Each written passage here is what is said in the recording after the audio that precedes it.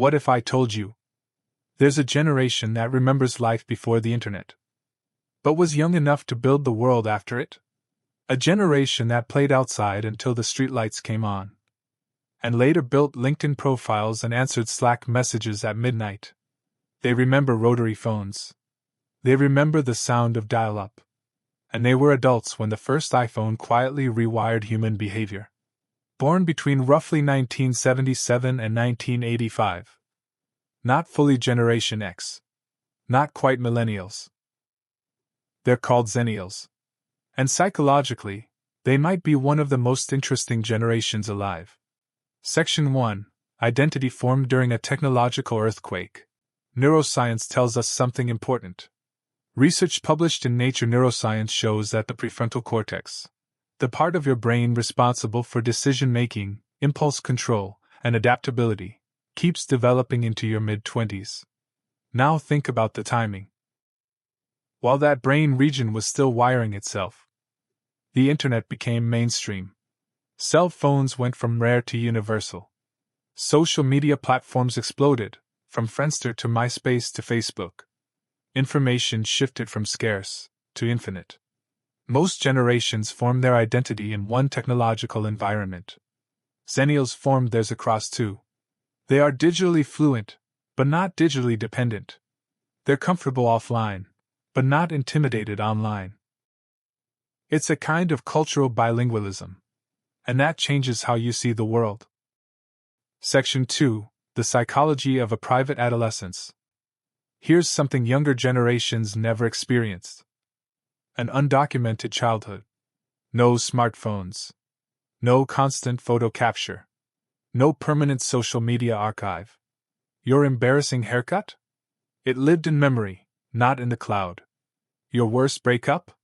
It faded into story, not search results. Psychological research on autobiographical memory shows that memory is fluid. We edit it. We reshape it. We let parts fade. But when everything is permanently documented, that natural editing process gets interrupted. Xennials weren't algorithmically preserved at 14 years old. They had a private adolescence and a public adulthood. That changes your relationship with shame, with reinvention, with identity itself. Section 3. Economic shock at the exact wrong moment. Then came another defining moment. The Great Recession. Just as many Xennials were entering the workforce. Just as they were supposed to be building stability. Early career economic instability hits differently. It doesn't just affect income. It affects identity. Research shows financial trauma during early adulthood can create long-term psychological imprinting. High precaution around money. Anxiety about job security. Skepticism toward economic booms. A quiet voice that asks, what if it collapses again? So this generation learned two lessons at once. Technology can transform the world overnight. And the economy can fall apart overnight. That doesn't create fragility. It creates vigilance. Section 4. The Paradox Advantage. Culturally, Xennials were raised as latchkey kids. Minimal supervision. Unstructured freedom. Boredom as a normal state.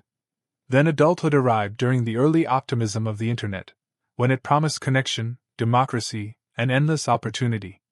So they carry contradictions. Skeptical, but collaborative. Independent, but socially aware. Private, but digitally skilled. Cautious, but adaptive. For many people, contradiction feels uncomfortable. For Xennials, it feels normal. Because they grew up during transition. They remember before. They live in after. And that perspective is rare. Section 5. Before and after. Perspective. They remember being unreachable. They remember waiting. They remember showing up without confirmation. And they also embrace GPS. Streaming. Remote work. On-demand everything. They don't romanticize the past blindly. And they don't worship the future blindly either. They understand trade-offs. That balance might be their real superpower. Conclusion.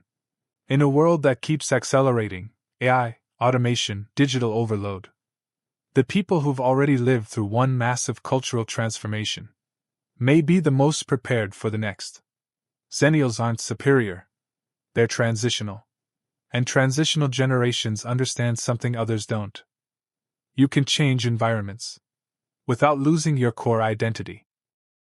If you were born in that in-between window, if you've ever felt too young for Gen X and too old for Millennials, you're not misplaced.